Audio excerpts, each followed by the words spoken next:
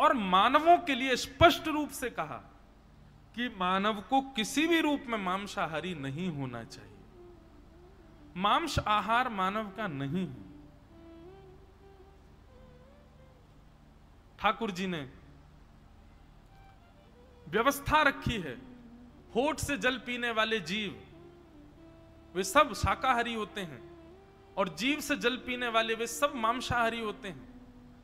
भागवत जी में इतना गहन चिंतन और इतना वर्णन है कि हमारे भीतर की जो अंतड़ियां हैं, जहां भोजन पचता, उस तक का वर्णन किया गया है।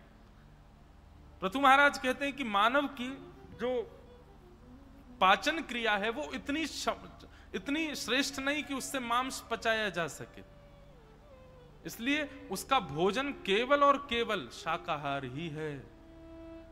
और शाकाहारी वस्तुओं में एक भी वस्तु ऐसी नहीं है जो हमारे शरीर को ना लगे। आजकल लोग इस बात पर प्रश्न उठाते हैं, मुझसे पूछ लेते हैं कई बार, मानव शरीर में ऐसी ऐसी चीजों की कमी हो जाती है जो मांस ही पूर्ण कर सकता है। ऐसा हो ही नहीं सकता।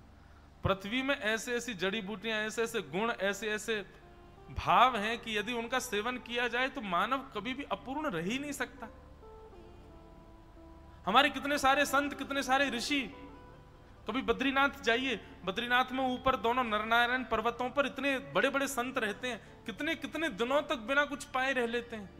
उनके शरीर को क्यों नहीं लगती कोई बीमारी हारी। हमारे पूज्य श्री दत्तदास जी महाराज, आप इतने वर्षों से, इतने दिनों से अभी तक भी नारियल पानी पे ही हैं, कोई अन्न का सेवन नहीं करते। उस दिन मेरा तो हाथ पकड़ लिए तो मेरे पूरे शरीर में -1 डिग्री सेल्सियस पहुंच गया। महाराज जी कोई पकड़ने छुड़ा के ना भाग सके। हम लोग इतने सारे रस्तत तो खाते हैं तो कोई दिक्कत, हमारे शरीर में कुछ नहीं हो रहा है।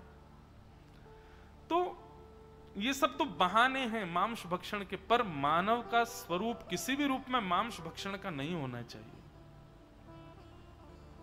बंधुओं, एक बहुत सुंदर बात है, ये देह देवालय है।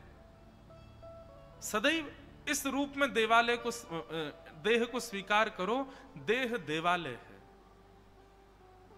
और इस देवालय के गर्भगृह यानी कि चित्त में श्री ठाकुर जी विराजमान रहते हैं।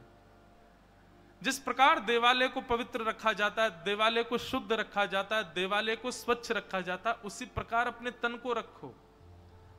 ठाकुर जी का घर है, उसको कब्रिस्तान मत बनाओ भक्ष अभक्ष और मांस भोजन करके।